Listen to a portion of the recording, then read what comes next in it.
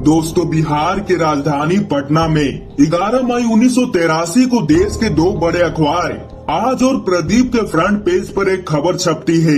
एक ऐसी खबर जिसके बाद चारों ओर कोहराम मच गया। खबर में बस इतना लिखा था कि बॉबी की संदिग्ध परिस्थितियों में मौत हो गई और इसकी लाश को कहीं छुपाया गया। हालांकि इस खबर की कहीं और कोई जानकारी नहीं थी, न ही इसे लेकर कहीं कोई एफआईआर दर्ज कराई गई। लेकिन इसके बाद भी इस खबर से पूरे बिहार में सनसनी फैल गई। एक ऐसी सनसनी जिसने कई नेताओं की कुर्सियों को हिलाकर रख दिया। यहाँ तक कि एक नेता ने यह कह दिया कि अगर बॉबी सेक्स स्कैंडल को हम रफा दफा नहीं करवाते तो बिहार और देश का लोकतंत्र खतरे में पड़ जाता। आखिर ऐसा क्या हुआ था जिसे लेकर एक नेता ने इतना बड़ा बयान दे दिया? क्या था जिसने बिहार की सियासत को इस तरह से हिलाकर रख दिया था? और आखिर कौन थी बॉबी जिसके मरने की कोई खबर न होते हुए भी देश के दो बड़े अखबार इतना बड़ा रिस्क लेते हुए फ्रंट पेज पर उसकी खबर छाप दी? तो दोस्तों, चलिए जानते हैं आखिर क्या है पूरी कहानी बिहार के सबसे बड़े सेक्स स्कैंडल की, जिसके कारण बिहार से लेकर पूरे देश की लोकतंत्र खतरे में आ गया। तो दोस्तों, वीडियो में आगे बढ़ने से पहले वीडियो को लाइक और चैनल को सब्सक्राइब करके बेल आइकन को ऑल जरूर करिएगा। दोस्तों, बॉबी बिहार विधान परिषद की सभापति और कांग्रेस नेता राजेश्वरी सरोज दास की गोद ली गई बेटी थी, जिसका असली नाम श्वेता निशा त्रिवेदी था। प्यार से लोग बेबी बुलाया करते थे और उनकी मौत के बाद नाम बदलकर बॉबी रख दिया गया। सभापति की बेटी होने के कारण ही शायद बॉबी को 1978 में विधानसभा सचिवालय में टेलीफोन ऑपरेटर की नौकरी मिल गई और बाद में वह टाइपिस्ट हो गई। देखने में बॉबी इतनी खूबसूरत थी कि जो भी उन्हें देखता उस समय के लिए अपनी नजरें उनसे हटा नहीं पाता। कहा जाता है कि इसी वजह से कई राजनेता उनसे दोस्ती रखते थे। लेकिन उनकी शादी हो चुकी थी।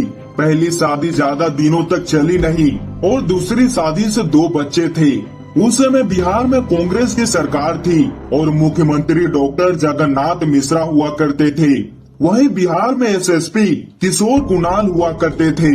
किशोर कुणाल के बारे में कहा जाता है कि वह बहुत तेज तर्रार और अपने काम के प्रति ईमानदार और किसी के दबाव में न आने वाले व्यक्ति थे। उस समय उन्हें बिहार का एसएसपी बने कुछ ही समय हुआ था।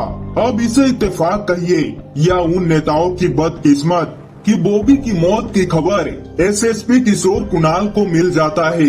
खबर सुनते ही किशोर कुणाल ठान लेते हैं कि वह इस केस की छानबीन करेंगे। बिना देरी किए उन्होंने केस की छानबीन शुरू कर दिया। शुरुआती पूछताछ में बॉबी की मां यानी राजेश्वरी सरोज दास से पता चलता है कि बॉबी की मौत 18 मई 1983 की सुबह को हुआ। जब मौत की वजह में पूछा गया तब एक ऐसा खुलासा हुआ जिससे यह केस और उलझ गया।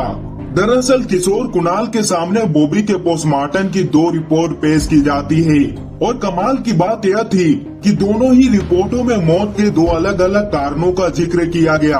पहली रिपोर्ट में मौत की वजह ज्यादा खून बहना बताया गया। दूसरी रिपोर्ट कहती है कि बॉबी की मौत हार्ट अटैक की वजह से हुई। लेकिन एसएसपी किशोर कुणाल ने बॉबी के लाश को कब्रिस्तान से वापस निकाला और उसके बाद एक बार फिर पोस्टमार्टम के लिए भेज दिया गया।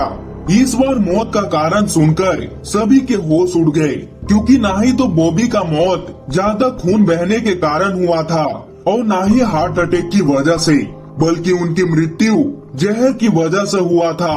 रिपोर्ट आने के बाद किशोर कुणाल ने अपनी कार्रवाई को और तेज कर दिया। किशोर अपनी टीम के साथ बॉबी के सरकारी बंगले पहुंचती है।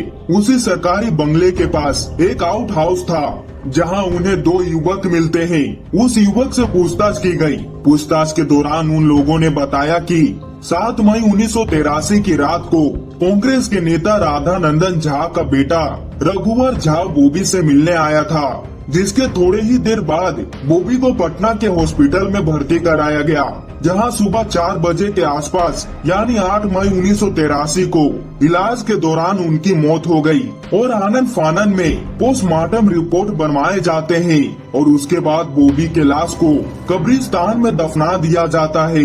पुलिस उन दोनों युवक के बयान को रिकॉर्ड कर लेती है ताकि वह फिर अपने बयान से मुकर न पाए।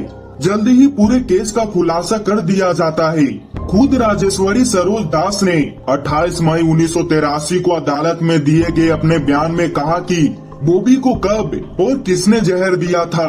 हत्याकांड और बॉबी से जुड़े कई तरह के अपराधों में कांग्रेस के कई छोटे बड़े नेता शामिल पाए गए, लेकिन कहानी में एक नया ट्विस्ट आया। हुआ यूं कि पुलिस अपनी आगे की कार्रवाई करने वाली थी।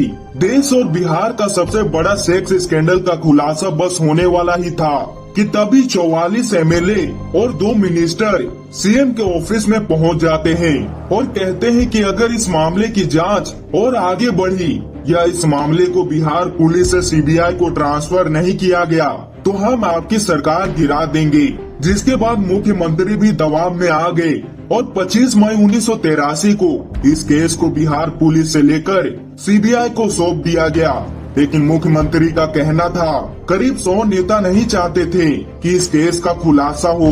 खैर अब केस की जांच सीबीआई के हाथों में थी, वहां भी हाई लेवल दबाव पड़ा और आखिर में केस रफा दफा हो गया। सत्ताधारी नेताओं को बचाने की हड़बड़ी में सीबीआई ने बेसिर पैर की कहानी गढ़कर कोर्ट में फाइनल रिपोर्ट के तौर पर लगा दी। हत्या को आत्महत्या का रूप दे दिया गया, बल्कि दिल्ली में ही अपने ऑफिस में बैठकर सीबीआई के द्वारा एक कहानी रची गई। कहानी में लिखा गया कि बॉबी ने आत्महत्या की है और आत्महत्या का कारण प्रेम संग बताया गया। कहा गया कि बॉबी ने सेंसिबल नाम की एक टेबलेट खाकर आत्महत्या की है, जबकि फोरेंसिक रिपोर्ट में इस टेबलेट का कोई नामो निशान तक नहीं था।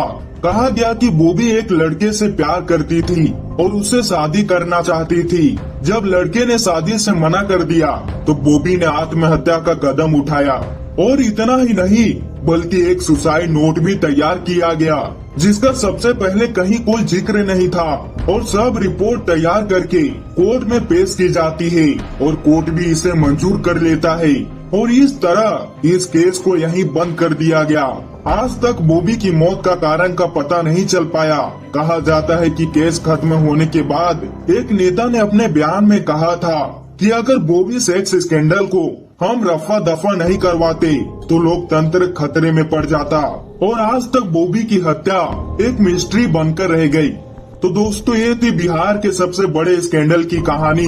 दोस्तों इस पर आपकी क्या राय है कमेंट करके जरूर बताइएगा, और दोस्तों वीडियो को लाइक और चैनल को सब्सक्राइब करके बेल आइकन को ऑल जरूर करिएगा ताकि हमारी ऐसे नॉलेजेबल वीडियो सबसे पहले आप तक पहुंच पाए।